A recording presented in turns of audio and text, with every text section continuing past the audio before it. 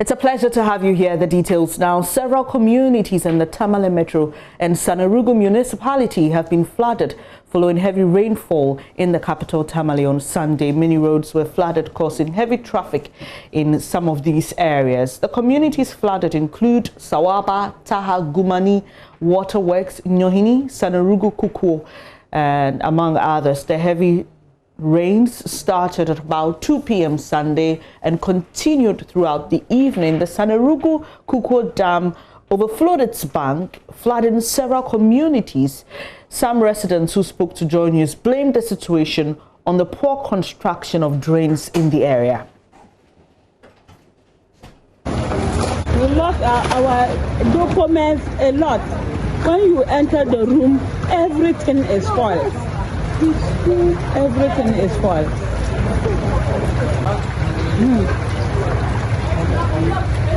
You can see what we are doing today. As of now, we don't know where we are going to sleep. All our things are spoiled. Our documents, everything is spoiled. And now we don't know what to do. The government has to come to our aid to give us a help. The gutter over there is the main cause of what had happened. We just came in here. We are not yet up to 2 months in this house. We came and rented, and this is what had happened. So we don't know what to do. My husband has gone for a funeral, and we are the only one. I was even sleeping. Then they told one of the children woke me up. When I came out, it was like that. It's a very bad situation, very, very bad feeling. We've lost all our properties, our fridges, our documents. But what happens is that we have a very short gutter that is supposed to start from our house, continue from our house to the main road, and it has been truncated from our house. So when the water comes, it flows directly from the road into our homes. Instead of it flowing into the gutter, there is no gutter because the gutter has not been constructed. It ended at a house just closer to ours. So that is why we are in this situation. And so we don't even know what to do now. Martina Bugri is our correspondent in that region. Martina, the residents appear helpless. They called on support from government. Did that come? No, as at yesterday in the night, support had not come yet. What had happened, it was an unexpected thing, and so what they wanted immediately was shelter to sleep. And there was no ready shelter, so most people had to relocate. If you have friends or relations who are outside the areas that were flooded, then you can go and seek shelter there and camp. But fortunately this morning, most of the water is gone, and people are beginning to clean their homes and take what they can salvage from what happened yesterday. I spoke to Nadmo yesterday in the night, and they said they were in the community still assessing the situation, and then they will get back to us, but they are yet to give us any update on what they have done. Martina, in the previous month or so, we've been talking about floods in the northern part of the country. Some of the hard-hit areas are the northeast and Savannah regions. We also reported of floods in the northern region at some point. Tell us what the situation is usually around this time of the year, because what we keep hearing is this is not normal, and residents are in a state of shock. Yes, normally what happens is there are some areas which are prone to flooding, and so when you hear those areas are flooded, you are not surprised because that is something that it usually happens. But there are some areas that you have never seen those areas flood, and so when you find those areas flooding, you would say it's not normal. Now, even those communities that would normally flood, you would have the water almost in their homes, but not to take over the whole entire community. Maybe 1 or 2 houses may be affected in the past. But for this year, when the floods came, they took over communities and not just homes. And so you can have several communities swept off, several communities flooded. And that's why people are describing it as unusual. Is it usual to have flooding at this time of the year in the northern region? No, not at all. That normally the peak is always August, September, and then October. You start feeling the Hamatan comes in, and so by this time we should have been experiencing a bit of Hamatan going into late October. And so people are really surprised that until now we are still having very heavy rains coming in. Talking about the heavy rains, what's the weather like this morning? It's quite cloudy here in Accra. It was cloudy earlier on in the morning, and then the sun came out a bit, but the clouds are beginning to gather again, and so we don't know. It might fall again. And quickly, as we wrap up this conversation, Martina, we understand that this was also caused by a dam overflowing its banks. What really caused that? Does the Bagri Dam spillage have anything at all to do with this flood? No, these are dams in the communities that were constructed. For the Sameru Dam, it's a dam in Sameru, and so that one overflowed and came through Kunyabila and Nyoni, those areas. Now, this other one, and the gentleman talked of, is the dam that broke its bank several years ago. Okay. They constructed a drain, and so the drain was supposed to join a bigger drain, but that didn't happen. It was truncated, and so anytime the rain comes, the water from that old dam sweeps into those communities on that stretch. Martina, have you gotten the local government authority, MC, anybody tell you why the drain hasn't been completed? We are yet to get information from any of those sources. Martina Bugri is a correspondent in the northern region. Let's head to the northeast region now. Elias Atanko is there for us. The devastation there, as we reported last week, was terrible. A 3-year-old losing his life as a result. But Elias, what's the situation now? Has the flood water receded? Yes, the flood has receded, at least in communities that was hit. That was on Thursday morning. As I speak, I'm just returning from one of the communities, and I'm currently at Gagbini, which is another community that's hit by this particular disaster. And the water entirely has receded. And I can see a lot of residents trying to salvage their properties. Trying to fix the broken zincs and to raise blocks and try and see if they will be able to salvage some their properties. And so people are currently busy in this particular community trying to rebuild. All right. Ilyasu, in the Mamprusi, West Mamprusi district to be precise, we saw homes that fell flat as a result of the flooding. What's happening in regards to the rebuilding of homes and the help that NADMO is offering?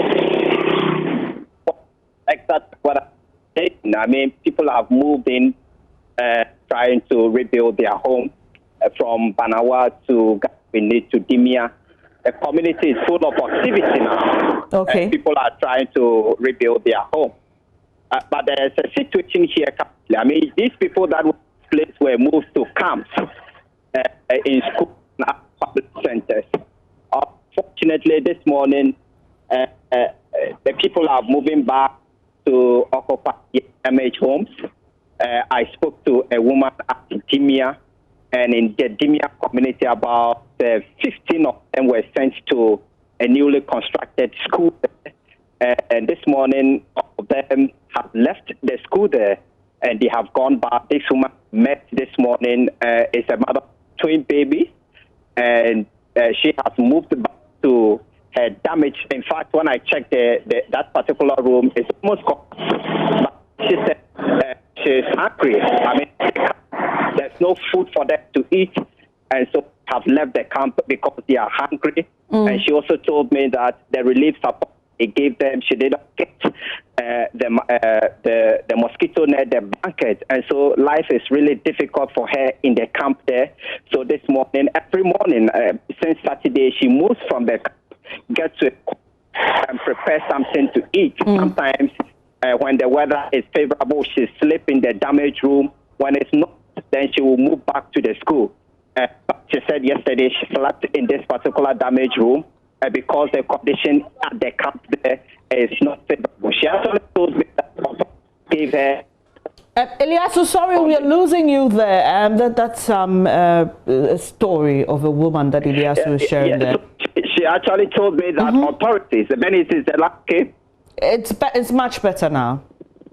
Yeah, so she actually told me that authorities gave a bag of rice, in fact, small of rice on the day the incident happened. It's finished, and since she's responded, so they're hungry, they would not be able to sit in this camp, and that is why they have moved back to dwell in this damaged home. Right. Thank you very much, Elias Tanko. They're giving us updates on floods in the northeast region. You just heard him share the story of a woman who says she hasn't received relief items, only got a bag of rice on the first day. And that's why here at the multimedia group, hashtag Up to Us is our campaign to support our brothers and sisters in the north. If you have any food items, mosquito nets, bed sheets, mattresses, kindly bring them to our offices here at Kokomlemle, and we'll gladly distribute them to persons in need.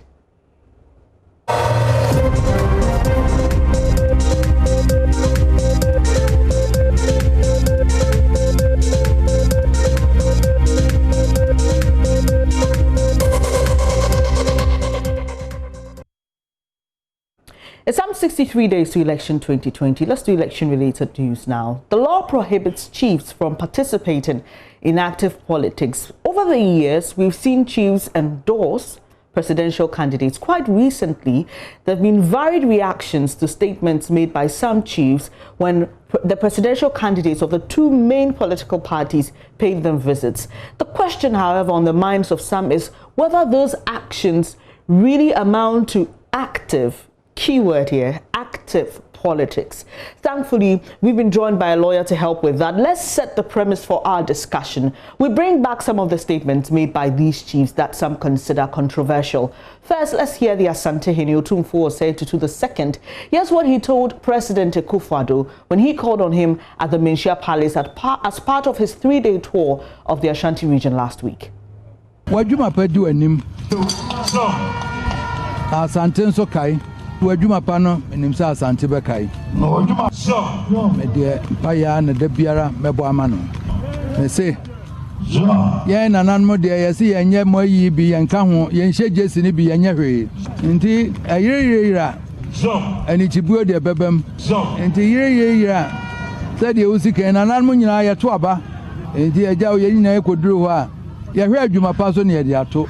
The one at the Empire and Mabamano. And Mia baby, I wire Juma Quadroniano. 1 man a month for non church many penhun a year. And Nina come on the Bemia Huno, a Jumapa, wire Dawanimo. The Asante Hene there talking about the good works, as he puts it, of President Akufo-Addo. Well, that same week, the paramount chief of the Doma traditional area, Osajefo Osiajoye Ajimambedu II, supported the NDC's promise to regularize and commercialize the operations of Okada, that's commercial motorcycles, if they return to government. He also made the statement when the party's flag bearer, John Mahama, toured the Bono region.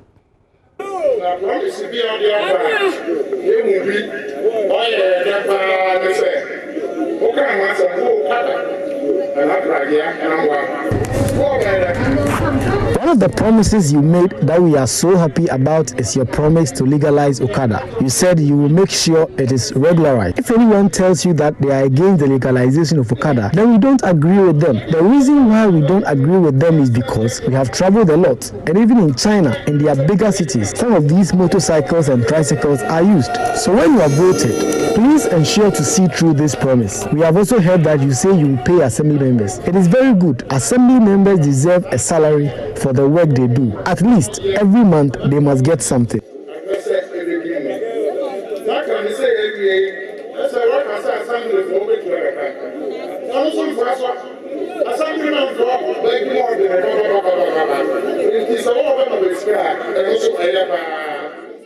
And over the weekend, the Ochehene Osajefo Amwetio for Repening said this while addressing a number of chiefs and people of the 3 Achim states of Ibuakwa, Bosomi, and Kotoku when the president paid a visit.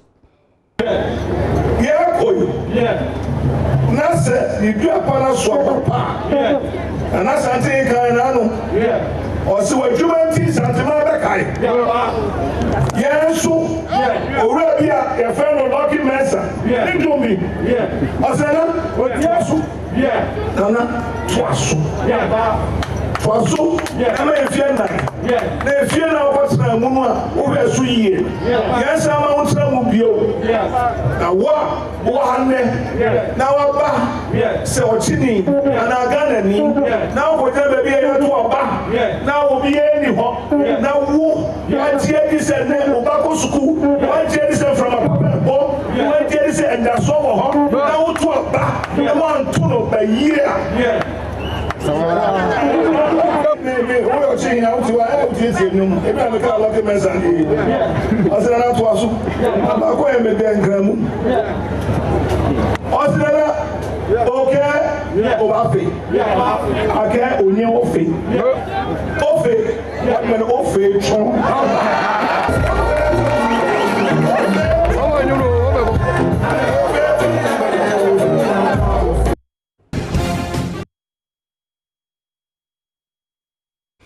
This is your election headquarters, the Joy News channel, your most credible news source. We will be having that conversation shortly on chiefs' involvement in partisan politics. And we'll be talking about what the law says and really trying to find the fine lines because sometimes it gets a bit blurry. But let's focus on second-year junior high school and senior high school students because they go back to school today after a very long break, and that's as a result of the COVID-19 restrictions imposed by government. Today, we went round to check some of the schools. Parents and teachers have been complaining about the lack of PPEs to protect teachers and students as well, and also adherence to the COVID-19 protocols. Here's what we found out when we stepped out.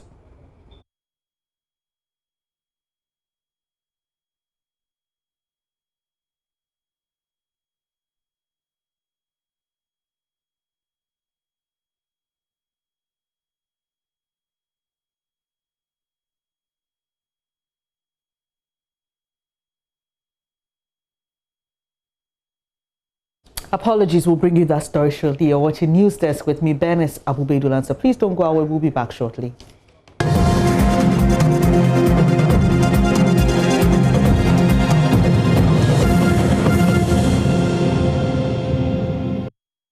Well, the 11th edition of the Joy News Habitat Fair was launched on Friday. It will bring experts and industry players in the housing sector together on one platform to prefer solutions for your housing needs and that of the country. This year's fair is under the theme, what credible alternatives for shelter are there if affordable housing will forever remain a mirage? Here's the managing director of EcoBank Ghana, Dan Saki, who are this year's headline sponsor. We believe that this fair will offer prospective homeowners a wide range of solutions to consider because there are different options or different opportunities available in terms of financing. Our focus for now is on the resolution of the points, the problem areas that any customer has when you want to access mortgages. I am sure that even if you put affordability aside, if you decide to look for a house to buy, you would have certain pain points. If you decide to look for financing, you would have certain pain points. For us at EcoBank, we recognize the need for banks to act not only as financiers, but also facilitators. And we try and provide our customers with suitable payment platforms and solutions to their challenges. If you have a challenge in owning a home, one of the issues I've raised is payment options and a payment platform. We provide both. So coming together with the providers, we have one solution, one-stop solution. Today, through EcoBank, individuals can acquire homes in a seamless manner. Our collaboration with Joy FM and other sector stakeholders, as well as our ability to provide financing, has significantly changed the conversation. Because if the houses are there and there is no financing, we still have a challenge. Here's what Chief Operating Officer of the Multimedia Group, Ken Ansah, said at the launch. So the Multimedia Group, Joy News, Joy FM, and our brands find the theme for this year's Habitat Fair very appropriate, as it offers stakeholders the opportunity to engage and offer solutions among ourselves with a view of finding a lasting solution to the provision and access to affordable housing. So to our partners, to our sponsors, and to all the participating entities, we are confident that your numerous offers, which are always of high standards, will be affordable to prospective house owners. To EcoBank, the Pan-African Bank, our funding partner, and others in this sector, we count on you to help provide affordable funding options to Ghanaians everywhere. We wish to also say a big thank you to the Ministry of Works and Housing, which has been with us over the past 11 years. We continue to count on your support to empower Ghanaians through the many strategies and available government interventions to provide affordable housing.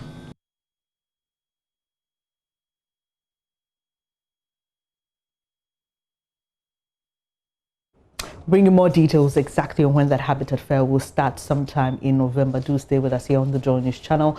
Now, some beneficiaries of government's Livelihood Empowerment Program, LEAP, are asking for an increment in the amount paid them. Civil society groups working in the area of social protection have been touring some beneficiary communities to assess the impact of the program. Here's a report by Justice Beidou. It's Wednesday, a day that the villagers of Nkonya and Hinkro usually stay away from the farm. And it is this day that they have gathered to talk about some of the issues that confront them. Today, they are discussing how to tackle poverty. And the rights and responsibilities. Festus Boete works with Talent Search International, a local NGO operating in the OT region where this community is. He has come to engage them on the Livelihood Empowerment Against Poverty program, the government cash transfer initiative aimed at the country's very poor. Many people are poor here, but not many are on the program yet. I suggest it be expanded. For many who have been lucky to be on it, the leap has been a game changer, like 76-year-old Eric in Cancer. I use my leap money to farm. I farm cassava, cocoyam, and maize. I also cater for my grandson in school. But it's not quite the story for many who are not yet enrolled. We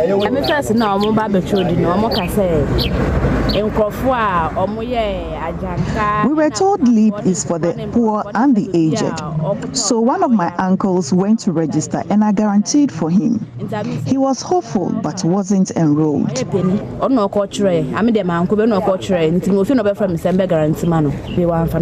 Sometimes they see this program as a favor being done to them.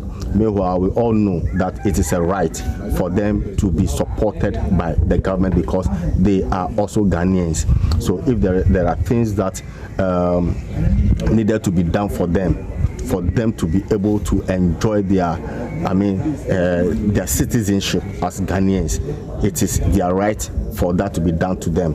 But we have realized that most of them don't know their rights. So in order to ensure that in the process of supporting them with this program, their rights are not being infringed upon. We don't violate their rights. The need has come that we try to build their capacities to understand what their rights are. First piloted in 2008, the LEAP is a safety net cash grant program for vulnerable groups like the aged, severely ill, and orphans. There are calls for increment in the amount paid to beneficiaries and also its coverage. Currently, beneficiaries receive between 60 cedis and 106 cedis every 2 months.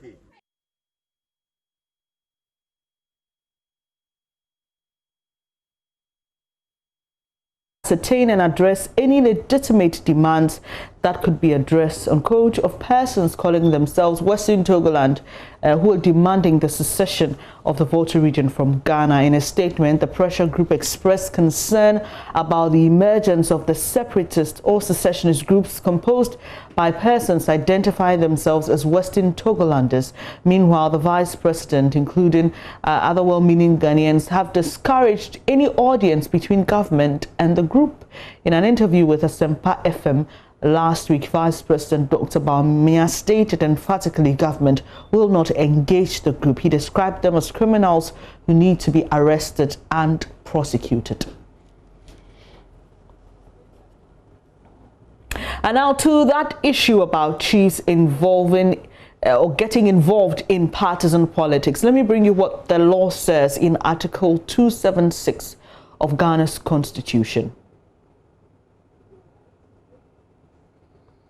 Now, it says chiefs not to take part in active party politics. A chief shall not take part in active party politics, and any chief wishing to do so and seeking election to parliament shall abdicate his stool or skin.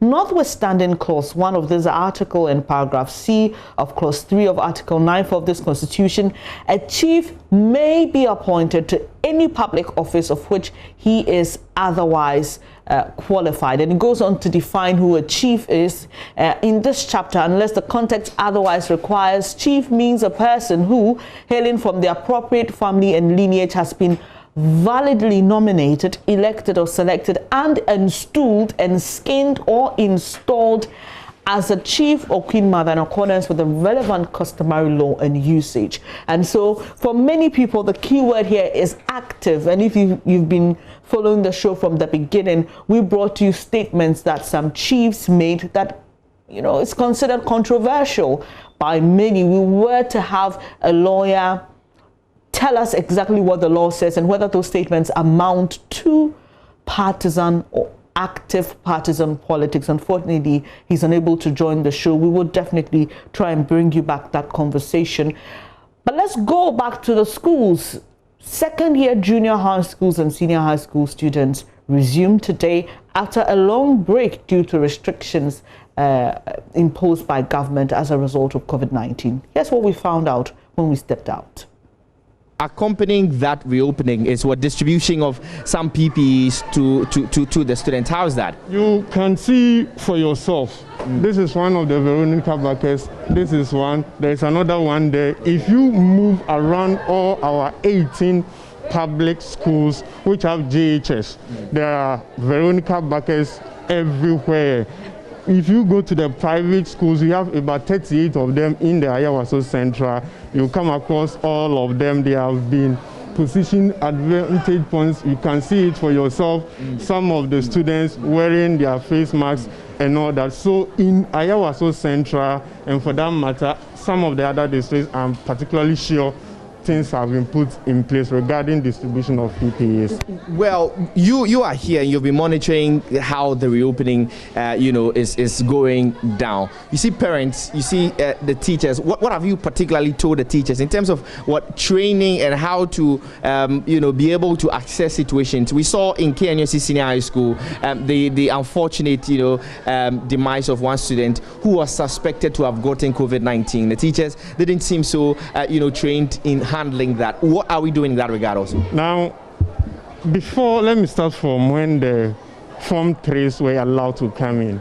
The Municipal Director of Education in this municipality met all head teachers, and intensive education on COVID-19 was given to all of them. Some of them, they know it already, but it was prudent that we as a municipality, we discussed the modalities in reopening amidst COVID-19 with them. And so now, today, at 11 a.m., in this very compound that we are meeting all head teachers, both private and public. And then the modalities in which we can welcome our learners back to school will be discussed with them, and then they will, as they did for the Form 3s, we did not witness any contraction of COVID-19 in our municipality, and I'm sure they have done it before. They will be able to assist us do it again this time. Let's now hear from the pupils and students who are going back to school. Two of them joined my colleague Mama Viowusu Abuaji on the AM show earlier today and shared their thoughts. For our school, it's very simple. They send the work maybe a day before that day. Okay. Like let's say we are going to start lessons on Monday. They'll send it Sunday 6:30. But I think the only thing that they really do is just send the works and maybe voice messages and other things. And I think it's not enough. For my cousin's school, they do the Zoom meetings and the Google meetings. So there's some interaction between the students and the teachers. But for us, they just send the work. And I think it's because of the facilities and the things at our school's disposal. That's why we are not doing the Zoom meetings and other things. But my routine has changed because you wake up in the morning, you brush your teeth, you do other chores before you start your work and everything. Yes. But you know you're part of the lucky ones, right? Yeah. Because there are many other students who don't even have work being posted to them a day for them to look at it. They're just home doing nothing really for all these months. So you're part of the lucky ones. But it's still not enough because you want the... But Juanita, are you worried about COVID-19? Yes, I really am, because today I was really scared to even go to school. But I heard they fumigated my school, but I was like, I have like over 10 sanitizers in my bag. Like honestly, I don't want to even go to school. I just want to be alone, just learn and go back home, because I don't know who has the COVID and who is bringing it in. And my school, they are not doing the boarding like other schools, so it's quite a little bit dangerous. So I just think that I'm just going to stay at my place and just distance myself from everybody, just go to school and go back home, because I'm really scared and I just don't know what could happen at any time. Would you have wished that you were not going this time and you're going together with Ajwa? Yes, I really would, because I think that the president should have waited a little bit for the numbers to decrease, like go down, so that we could go with the Form 1s, so that it could be a little bit better, because I don't even think the teachers had enough rest after the Form 3s wrote their BEC examination. Yes, that's what I think. Well, I think the reason why the president made the Form 2s go back to school is because some of the government schools haven't finished their syllables, so they need to complete them. And I also think, looking at some of the cases, sometimes I check them and looking at some of in terms of the COVID-19 that we're recording in Ghana. Yes, the recoveries are really high, so I think that's the reason why the president wants them to go to school. Okay, all right. Let's hear from Fidel. Fidel, what do you think about the issues that we're talking about? I know that you guys probably discussed it on Saturday. Yeah, we went to school, the corona. Well, there's more on that on our YouTube page. You can go there and watch the AM show. Thankfully, we've been joined by lawyer Bibu to discuss the issue of chiefs in politics. Thank you very much for joining the program. So we just read out Article 276. Earlier, we played statements from the Asante Hene, the Doma Hene, and the Ochi Hene. Some think that those statements are very controversial, but in the eyes of the law, would you describe that as active partisan politics? Oh, definitely. I mean, there's no doubt in my mind at all that where a chief indicates in very clear terms that he prefers one candidate, that's one presidential candidate or a parliamentary candidate, to another candidate, then that should form part of participating in active partisan politics. I mean, we shouldn't use too many words. All right. Okay. In the case of the Doma Hene, for example, he doesn't necessarily endorse the candidate. He endorses his promises. It works the same way.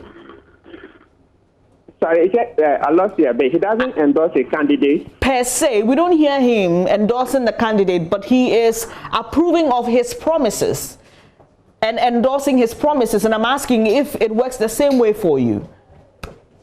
That's very slippery ground. Okay. Yes, what happens is that one, definitely, lawyers will not agree. Okay. Some will say yes, others will say no.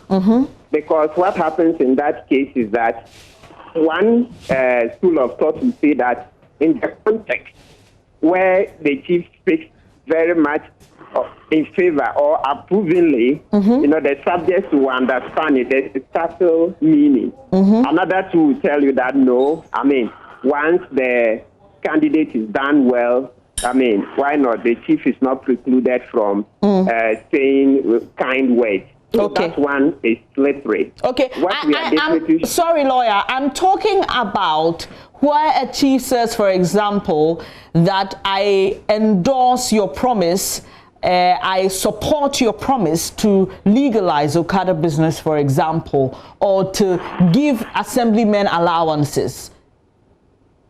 Yes, that is what I'm saying. Okay. So the same answer. Okay. For that one, it's not clear-cut. That one, understandably, if some people say that is not active partisan politics, you can understand. Because, let's be practical, the chief must speak. It's not as if the Constitution envisages a case where the chief cannot speak at all. No. If there's a policy the chief thinks, oh, this policy is good, he may endorse it without necessarily asking the people or his subjects to vote. Okay. Quickly, sorry, just permit me one last question before you leave us. So there's also the issue of these presidential candidates being made chiefs, honorary chiefs in traditional areas. So one is an Nkoswahine or the like. Does that also flout the law? Because we are told that if any chief wants to participate in partisan politics, they must abdicate their stool or their skin. Yeah, the Nkoswahine and the like are usually not chieftain positions, properly so called. Okay, those are honorific titles. Okay. For the good deed of the person. So maybe for contributing so much to the development of an area, the person is made an Nkoswahine. It is not a chiefly position as defined in the Constitution. Under the Constitution, a chiefly position is one that is usually tied to heritage, family ties, that the person comes from an appropriate family by custom, blah, blah, blah. You see it. Okay. But this in Nkoswahine is usually done at any point in time that the chief and his elders or the traditional council deem it fit to award, to reward somebody for his good deed. So that is not the traditional chiefly position that the Constitution talks about. All right. Thank you very much for your time this morning. Martin Pigbu's lawyer sharing his thoughts on chiefs' involvement in active partisan politics. And you're watching News Desk. It's now time for business. Darryl Kwao has details.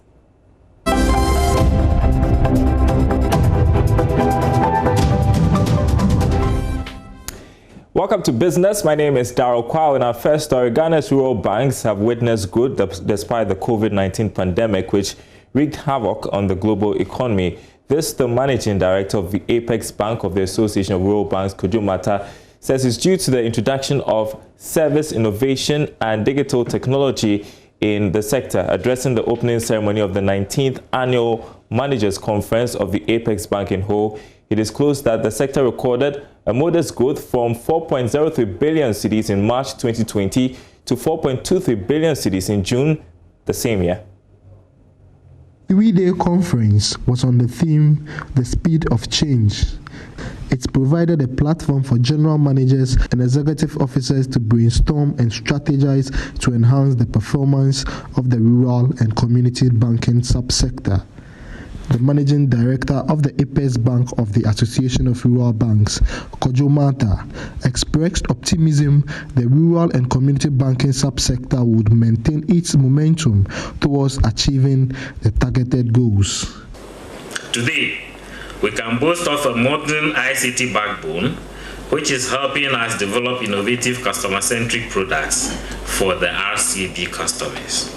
Again, there have been modest but remarkable changes in our service delivery ethos, since service quality is definitely a panacea for gaining competitive advantage in the marketplace. This has resulted in the steady growth in the deposits of RCBs from 2.85 billion Ghana cedis at the end of 2017 to 3.88 billion cedis at the end of 2019. Despite the impact of COVID-19, we have also seen some modest level of growth from 4.03 billion Ghana cedis in our deposits at the end of March 2020 to 4.32 billion at the end of 2022. I believe we deserve a round of applause for ourselves to our esteemed customers. The head of the other financial institutions supervision department of the Bank of Ghana, Yao Sapon, implored industry players to adopt a paradigm shift in doing things to harness growth in the sector. There's more business news later. Sports is up next.